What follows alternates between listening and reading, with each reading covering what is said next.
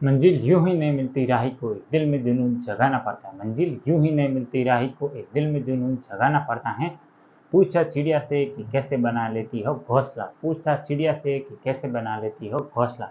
बोली तिनका तिनका उठाना पड़ता है, बोली तिनका तिनका उठाना पड़ता है। नमस्कार दोस्तों, आप सभी का हमारे यूट्यूब चैनल पर स्वागत है। अगर आप आज हमारे यूट्यूब चैनल पर पहली बार आए हैं तो चैनल को सब्सक्राइब और ये जो पास वाली घंटी दिखाई दे रही है इसे जरूर दो, जिससे आने वाले प्रत्येक वीडियो की नोटिफिकेशन सबको सबसे पहले मिलेगी, वीडियो को सबसे पहले देखो। आइए दोस्तों शुरुआत करते हैं आज के स्पेशल सेशन की। पिछले 2 दिन क्लास नहीं हो पाई किसी कारण, आज वापस आपके कंटिन्यू क्लास की जाएगी। आज है 28 मार्च 2025। Today current affair episode number, आज हमारा एक नया एपिसोड स्टार्ट हो रहा है। मान लीजिए 501 नंबर का, क्योंकि 500 एपिसोड मैंने अपलोड कर चुका हूँ। अगर आपने वो एक भी एपिसोड नहीं देखे हैं तो वो सभी भी जरूर देख लेना। इस वीडियो के अंदर आपको विश्व, भारत और आस्थान इन तीनों के करंट अफेयर प्लस स्टैटिक सामान्य ज्ञान पर बात होने वाली है, तो आपको वीडियो अंत तक जरूर देखना है। और अभी तक आपने इस वीडियो को लाइक और चैनल को सब्सक्राइब नहीं किया उसे भी जरूर करना है। और प्रत्येक वीडियो को आपको नोट्स भी बना लेने, शॉर्ट नोट्स बनाने हैं। जैसे कैसे बनाए जाते हैं वो भी मैं प्रश्न के दौरान आपको बताने वाला। आज का पहला क्वेश्चन है वो है हाल ही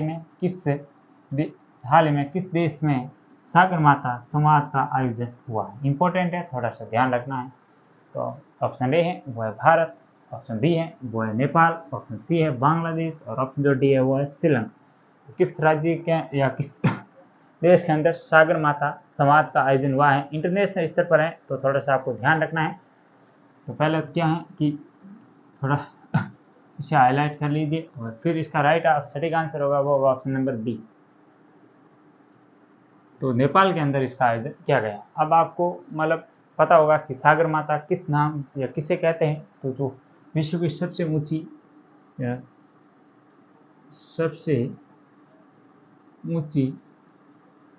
जो चोटी है माउंट एवरेस्ट, उसे ही कहते हैं नेपाल के अंदर सागर माता, जिसकी ऊंचाई है 8,848.86 मीटर। तो ये भी आपको फैक्ट थोड़ा सा ध्यान रखें। नेपाल में स्थित है इसलिए इसे कहते हैं सागर माता। और यहाँ पर एक संवाद का आयोजन किया गया अंतर्राष्ट्रीय स्तर का। अब आपको नोट्स कैसे बनाने हैं कि ये ऐसे लिखना है डायरेक्ट, ये संवाद हुआ है, आगे लिखना नेपाल, ऐसे शॉर्ट नोट्स आपको बनाना। नेपाल की बात करें तो काठमांडू है यहाँ की, काठमांडू क्या है यहाँ की है राजधानी। ये भी आपको ध्यान रखना। केपी शर्मा ओली वर्तमान में है कि नेपाल के प्रधानमंत्री, तो ये भी आपको फैक्ट ध्यान रखना है। नेपाल की बात करें तो एकमात्र देश है जिसका झंडा इस टाइप का है, ध्यान रखना है। बाकी सभी देश का झंडा हम देखेंगे तो लगभग ऐसा होगा, और इस देश का झंडा एकमात्र ऐसा है, ये भी आपको ध्यान रखना है। कभी किसी देश का गुलाम नहीं हुआ या औपनिवेशिक नहीं रहा, वो है देश नेपाल। नेपाल से बात करें तो आप सभी को पता होगा प्रमुख नदियों का उद्गम है। एशिया के अंदर जो भी नदियों का उद्गम होता है वो नेपाल से ज़्यादातर होता है।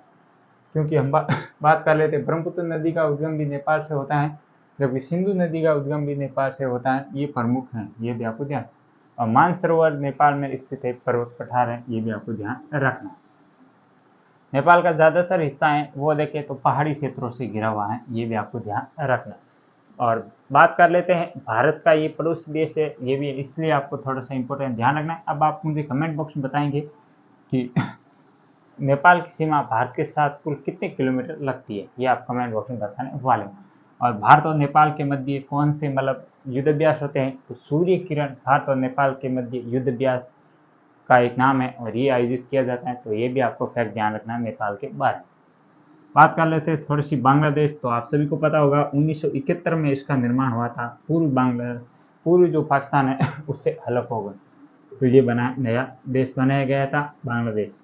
इसके अलावा श्रीलंका की बात करें तो भारत के साथ श्रीलंका और मालदीव, ये दो ऐसे देश है जो कि समुद्री सीमा साझा करते, तो ये भी आपको ध्यान रखना है। और यहाँ पर जो राम सेतु है ये भारत और श्रीलंका की थल की भूमि है उसे जोड़ने का काम करता है, ये भी आपको फैक्ट ध्यान रखें। और इसके और थोड़ी सी बात करें तो श्रीलंका के सिलिनेक्स भारत और श्रीलंका के मध्य आयोजित किया जाता है, जबकि बोंगो सागर भारत और बांग्लादेश के मध्य आयोजित किया जाता है। ये भी युद्ध अभ्यास है, थोड़ी सी ध्यान रखें। आगे बढ़ते हैं, देख से दूसरा क्वेश्चन, ये भी इंपॉर्टेंट होने वाला है। हाल ही में चर्चा में जो काला सागर है इससे सबसे अधिक सीमा लगा कौन सा देश लगाता है। कौन सा देश सबसे अधिक सीमा लगाता है, ये आपको बताना है कि ये जो 4 ऑप्शन है इस पर आपको ये बताना है कि जो काला सागर है इससे सबसे अधिक सीमा किस देश की लगती है। तो ऑप्शन ए है वो है रूस, ऑप्शन बी है यूक्रेन, ऑप्शन सी है जापान और ऑप्शन जो डी है वो है फिलीपींस। तो किस देश की सर्वाधिक सीमा लगती है जो काला सागर है इससे। तो इसका जो राइट और सटीक आंसर होगा क्या होगा, जल्दी से आप मुझे कमेंट बॉक्स में बताइए। तो इसकी क्या होने वाला है राइट आंसर, किस देश की सर्वाधिक सीमा लगती है इस काला सागर के साथ, तो ये लगती है रूस की। ये भी आपको थोड़ा सा ध्यान रखना है। यूक्रेन की सीमा नहीं लगती है पर यूक्रेन के पास ही स्थित है, इसलिए आपको ये भी आपको ध्यान रखना है। और इसका राइट और सटीक आंसर होगा वो ऑप्शन नंबर ए। रूस की बात करें तो राष्ट्रपति है व्लादिमीर पुतिन, ये आपको ध्यान रखना है, और इसकी राजधानी है वो है मॉस्को, तो ये भी आपको ध्यान रखना। और भारत और रूस दोनों मिलकर किस मिसाइल का, सुपरसोनिक मिसाइल का निर्माण किया है, वो क्या है, ब्रह्मोस। तो ये भी आपको ध्यान रखना, ब्रह्मोस सुपर मिसाइल का निर्माण भारत और रूस दोनों ने मिलकर किया, क्योंकि ब्रह्मपुत्र प्लस मॉस्क है वो किसने, मॉस्क इन दोनों नदियों के जो नाम से मिलाकर ब्रह्मोस मिसाइल का निर्माण किया है। और काला सागर आपको ध्यान रखना इंपॉर्टेंट है। बात कर लेते हैं यूक्रेन की राजधानी है कीव, वो है निपर नदी के किनारे, तो ये भी आपको फैक्ट ध्यान रखना है और ये एग्जाम में आ चुका है। जापान की राजधानी है टोक्यो, और इसके अलावा जापान पर 6 और 9 अगस्त 1945 के अंदर जो परमाणु परीक्षण या परमाणु बम गिराए गए थे जापान पर यूएसए के द्वारा, अमेरिका के द्वारा, ये भी आपको फैक्ट ध्यान रखना है। फिलीपींस की बात करें तो राजधानी है मनीला, फिलीपींस की राजधानी है मनीला, और एडीबी का मुख्यालय कहाँ पर है, मनीला के अंदर। एडीबी का मुख्यालय कहाँ पर है, ये भी है मनीला के अंदर, एशियन डेवलपमेंट बैंक, तो ये भी आपको ध्यान रखना है। और इसके अलावा जो एक और पुरस्कार दिया जाता है, कौन सा पुरस्कार है जो मनीला की राजधानी फिलीपींस के अंदर दिया जाता है, वो आप मुझे कमेंट बॉक्स में बताएंगे। जो नोबेल पुरस्कारों के अंदर उनका संबंध है उस पुरस्कार का, तो वो आप कमेंट बॉक्स में बताना कि कौन सा पुरस्कार है जो नोबेल पुरस्कार, कौन सा नोबेल पुरस्कार है जो कि फिलीपींस में दिया जाता है, फिलीपींस की राजधानी मनीला के अंदर। तो ये हो गए दूसरे क्वेश्चन। आगे बढ़ते हैं, देखते हैं आज का तीसरा क्वेश्चन, ये भी इंपॉर्टेंट होने वाला है। तो हाल ही में चर्चा में रहा लाइम रोग का संबंध किससे है। ऑप्शन ए है ये कोई वायरस रोग है, ऑप्शन बी है बैक्टीरिया रोग है या बैक्टीरिया संबंधित है, ऑप्शन सी है ए व बी दोनों है, और या ऑप्शन जो डी है वो है ये एक हेजा रोग है। तो किसका, ये जो लाइम रोग है इसका संबंध किससे है, क्या ये हेजा से है या कोई ये वायरस रोग है या कोई ये बैक्टीरिया रोग है, या ऑप्शन जो सी है वो ए व बी दोनों। तो क्या होगा इसका राइट आंसर, तो इसका राइट और सटीक आंसर होगा वो होगा ऑप्शन नंबर बी, बैक्टीरिया। तो जो लाइम रोग है इसका संबंध किससे है, तो बैक्टीरिया से। तो ये आपको थोड़ा सा इतना ध्यान रखना है। अब आप मुझे बताएंगे कि हेजा किसके कारण होता है, इसका कारण मुझे कमेंट बॉक्स में बताएंगे हेजा का। और रेब्डो वायरस ये इसका नाम है, ये भी आपको ध्यान रखना है, कारण आप कमेंट बॉक्स में बताना है। लाइम रोग बैक्टीरिया से होता है। आगे बढ़ते हैं, देखते हैं आज का चौथा क्वेश्चन। हाल ही में कहाँ पर 7वें एक्स ईस्ट बिजनेस शो का आयोजन हुआ है। तो हाल ही में कहाँ पर जो 7वें एक्स ईस्टर्न्स बिजनेस शो का आयोजन किया गया है। तो ऑप्शन ए है वो है मेघालय, ऑप्शन बी है मिजोरम, ऑप्शन सी है सिक्किम, और ऑप्शन जो डी है वो है अरुणाचल प्रदेश। तो किस राज्य में या किस जो पूर्व राज्य है वहाँ पर ये बिजनेस शो का आयोजन किया गया है। तो जल्दी से आप सोच लीजिए क्या होगा इसका राइट और सटीक आंसर, कहाँ पर इसका आयोजन किया गया है। तो इसका आयोजन किया गया है मेघालय के अंदर। अगर आपसे पूछ ले पर्टिकुलर स्थान तो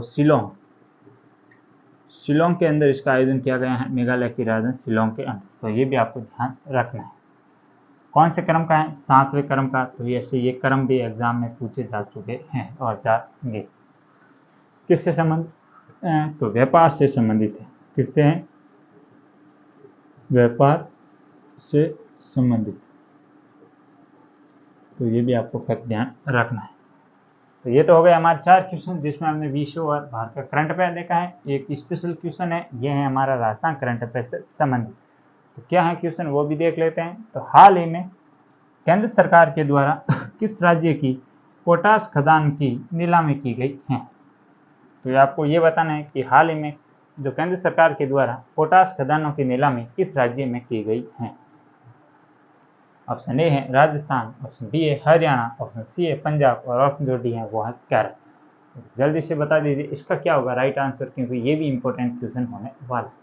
तो इसका राइट सटीक आंसर होगा वो होगा option number A, Rajasthan. Rajasthan की जो पोटास की खदानें थी उसकी नीलामी केंद्र सरकार के द्वारा हाल ही में की गई, तो ये भी आपको अब ध्यान रखना। अब आप मुझे कमेंट बॉक्स में बताएंगे कि राजस्थान में कौन से स्थान पर पोटास की खदानें पाई गई हैं और जिसकी निर्माण जो नीलामी की गई, तो ये भी आपको ध्यान रखना है।